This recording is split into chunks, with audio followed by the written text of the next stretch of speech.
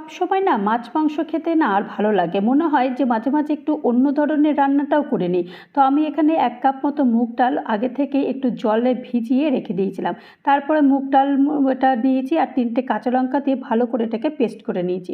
Paste করে নেওয়ার পরে তারপরে একটু জিরের গুঁড়ো, পরিমাণ মতো লবণ আর একটুখানি 3 চামচ মতো এখানে কর্নফ্লাওয়ার দিয়ে দিয়েছি। দিয়ে তারপর এটাকে বেশ ভালো করে একটু মেখে নিয়েছি। তবে এটা কিন্তু বেশ ভালো করে একটু ফেটাতে হবে, তা না হলে কিন্তু বড়াগুলো একদম ভালো হবে না। আর এই ফাঁকেতেই আমি এখানে কিছু কাজু, কিশমিশ আর একটু আদা নিয়েছি, তা সেইটাগুলো দিয়ে দিয়েছি।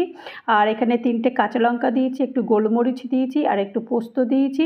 দিয়ে তারপরে একটু ভালো করে এটাকে পেস্ট করব, তার আগে অবশ্য বাদামটাও দিয়েছি। দিয়ে সবগুলো ভালো করে পেস্ট করে নেওয়ার পর তারপরে একটু সামান্য একটু দই দিয়েছি। দই দিয়ে আরেকবার এটাকে পেস্ট করে রেখে দিয়েছি। গ্যাসে কড়াই বসিয়ে দিয়েছি, তেল ভাজবার জন্য দিয়ে দিয়েছি। তেলটা গরম হয়ে গেছে আর এখন একটা একটা করে বড়া সবগুলো দিয়ে দেবো। তো বড়াগুলো যেরকম নর্মাল ভাজে সেই রকমই বড়াগুলো ভেজে নেবো। তো বড়াগুলো ভাজতে তো খুব একটা টাইম লাগে না, তবে এই বড়াগুলো কিন্তু ডাল দিয়ে খেতে ভীষণ ভালো লাগে। তো আজকে আমি ডাল দিয়ে আর খাবো না, তা আজকে আমি এইটা সবজি রান্না করব। তো সেই কারণে এই বড়াগুলো এরকমইভাবে ভাজা হয়ে গেছে। তো চলো ভাজা হয়ে গেছে, ভাজাগুলো তুলে নিই।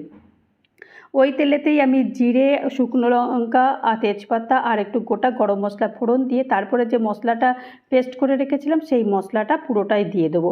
সাথে একটুখানি জিরের গুঁড়ো, ধনের গুঁড়ো দিয়ে দিয়েছি। দিয়ে ভালো করে এটাকে নাড়তে হবে।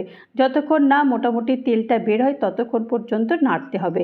এরপরে স্বাদমতো নুন, স্বাদমতো চিনি দিয়ে আরেকবার ভালো করে এটাকে বেশ মিক্সড করতে হবে।